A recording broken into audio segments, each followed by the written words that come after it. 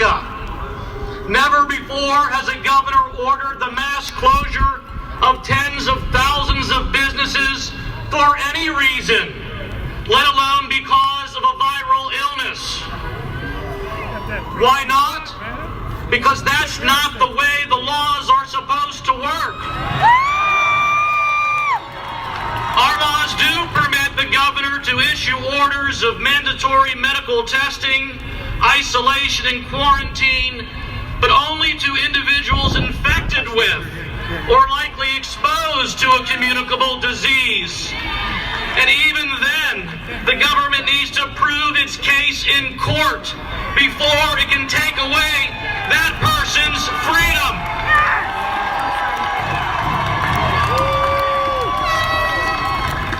But this governor used or misused, as I have argued, the law designed to address hurricanes, tornadoes, and floods by closing those disaster areas. Well, Governor Wolf, our businesses are not disaster areas. This governor's business closure order is probably the most irrational, unscientific, and biggest overreach to a viral illness in the history of our country. And the results have been catastrophic to the lives of millions of Pennsylvanians. Since March 15th, over 1.3 million Pennsylvanians have been forced out of their jobs and have had to file for unemployment compensation.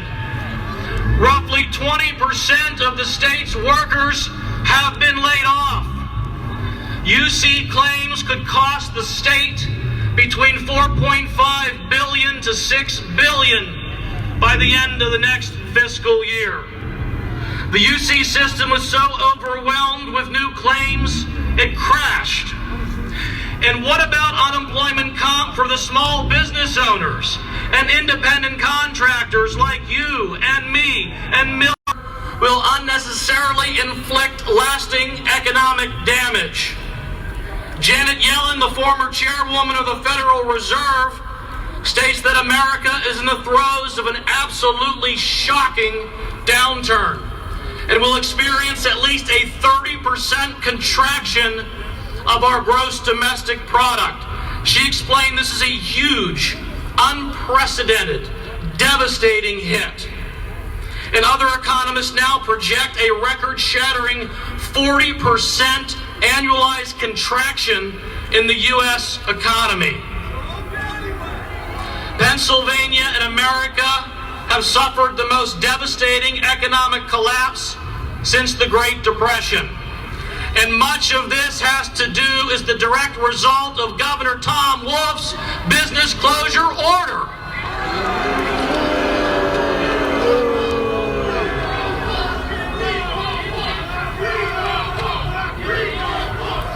Now, I've been fighting this order and fighting to reopen Pennsylvania's businesses since day one. I filed an emergency petition in the Pennsylvania Supreme Court on behalf of several small businesses and asked the court to vacate or strike down Governor Wolf's order for violating their and your constitutional rights and the rights of all business owners who have been shut down by the governor.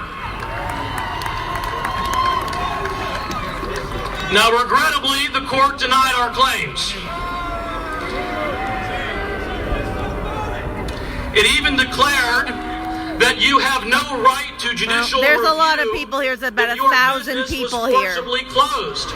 That means you have no right to go to court to try to reopen How your many business. do you think? I'd say about 3,000. You know, we Really? have judicial review in times of The gentleman war. next to me thinks there's But we 3,000 can't have people it here. during a viral illness? How is that just? Might even have 5. How is that right? How is that America? The court stated about COVID-19, it stated, although a staggering death toll, it is lower than earlier predictions, that between 100,000 to 240,000 Americans would die, even if the nation abided by social distancing. So the court is admitting that earlier predictions staggering death toll were wrong. That means the death toll projections that formed the basis of Governor Tom Wolf's order were wrong. Our Lieutenant Governor John Fetterman says he and the governor are leading with science. Well, where's the science? And by the way, does Lieutenant Governor John Fetterman look like a scientist to you? In support of its conclusion, the lower court cited an article appearing in Politico, a left-leaning news website. However, the Politico article stands for the opposite conclusion. The article cites senior Trump administration officials citing the effectiveness of the federal government's social distancing guidelines. Those guidelines are not orders, mandates, or compulsory. The article does not mention Pennsylvania or any other state's business closure orders at all, let alone proclaim their effectiveness. Oh, there's Stephanie. The health officials cite the American people's practice of social distancing, not business closure orders, as the reason for the drop in the death toll. The article quotes the director of the Centers for Disease Control and Prevention, who said that what we're seeing is a large majority of the American public are taking the social distancing recommendations to heart. Yet the court concludes that it is the governor's business closure order that has resulted in the reduction in the death toll projections. Really? Where's the science? There is none. Let's look at a few numbers. Johns Hopkins University of Medicine's Coronavirus Resource Center, as of April 13th, reported 557,000 confirmed cases of coronavirus in the U.S. and 22,000 deaths. Now that's approximately 0.17% of America's 330 million population has been infected with the virus. And 0.007% have regrettably died from it. Johns Hopkins reports that with more testing, the case-to-mortality ratio will be even lower. Compare the coronavirus to influenza. The CDC estimates that from October 1st of 2019 through April 4th of this year, there were between 39 million and 56 million cases of the flu, between 18 million and 26 million medical visits due to the flu, between 410,000 and 740,000 hospitalizations due to the flu, and between 24,000 and 62,000 deaths due to the flu. And that death rate exists even though we have a flu vaccine. Those flu numbers can also be considered staggering.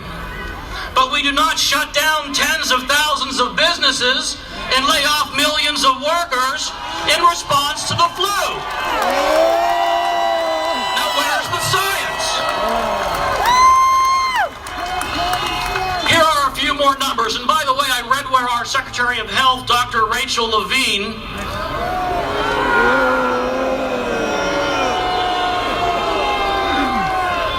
announced that she was doubling our death toll from COVID-19 with 276 newly reported deaths.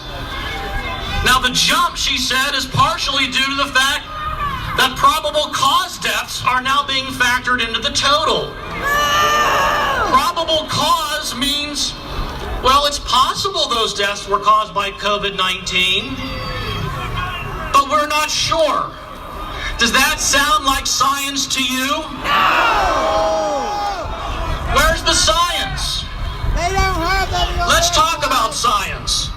A report published by the Pennsylvania Department of Health on April 16th reveals that nearly 80% of Pennsylvanians who've contracted COVID-19 reside in only 10 of its 67 counties. Over half of all COVID-19 related deaths have occurred in nursing and personal care homes. And over half of COVID-19 related hospitalizations involve individuals over the age of 65. Now, a rational scientific response would be to target the prevention and mitigation efforts to the demographics and in the geographical areas where the risk is. Yet the governor declared every square foot of Pennsylvania to be a disaster area and closed Pennsylvania businesses en masse. Is your business a disaster area? Well, it might be right now because of Governor Wolf's business closure order. 3 of the petitioners in my case are located in Warren County. Warren County has 1 COVID-19 case and no deaths. Yet the whole county is under shutdown and lockdown. Is this reasonable? Is this rational? Where's the science? Yet the governor kept open many businesses such as accounting firms, beer distributorships, pet stores, and candy shops. Even those located in the most densely populated areas where the people are most at risk. Does that make sense? The people can contract COVID-19 just as easily at those places as they can at non-life-sustaining businesses. And how about that category? The governor has declared that candy shops are life-sustaining. Really? Pet stores, life-sustaining? Really? And the creme de la creme, beer distributorships. Are beer distributorships life-sustaining? Don't answer that. Don't answer that. They're probably pretty open chalk. One thing we do know is that Wolf Home Products, the governor's former family business that makes kitchen cabinets, they're life-sustaining. How do we know this? The governor declared it to be so. That's just what we need right now in the middle of this COVID-19 viral illness. We all need new kitchen cabinets. So call Wolf Home Products at 1-800-388-9653 and order yours right now. You know, I went online and looked, and the cabinets are quite nice, actually. So we have home builders who actually build homes that people need to live in. They're shut down. We have car dealers who sell cars that enable us to get where we need to go. They're shut down. We have real estate agents who help us find the homes we need to live in. They're shut down. But you can still get nice new kitchen cabinets at Wolf Home Products. Does that sound fair? Does that sound just? You know, that's great that the governor's former family business has been able to stay up and running. But what about our businesses? What about our rights? Aren't we life-sustaining too? Doesn't every business sustain the lives of its owners, workers, vendors, suppliers, and most importantly, its customers? Now, although we lost the fight in the Pennsylvania Supreme Court, rest assured, my fellow Pennsylvanians, I will continue this fight. I will not throw in the towel. I will soon file a petition in the United States Supreme Court in which I will ask the highest court in the land to give Pennsylvania business owners and workers the relief we need to open up our businesses. Yes, with COVID-19 precautions in place to protect ourselves, our colleagues, and customers, but to open us up. To reopen Pennsylvania and put Pennsylvanians back to work. That has been my mission. This continues to be my mission. And I will not stop until the job is done and we have won.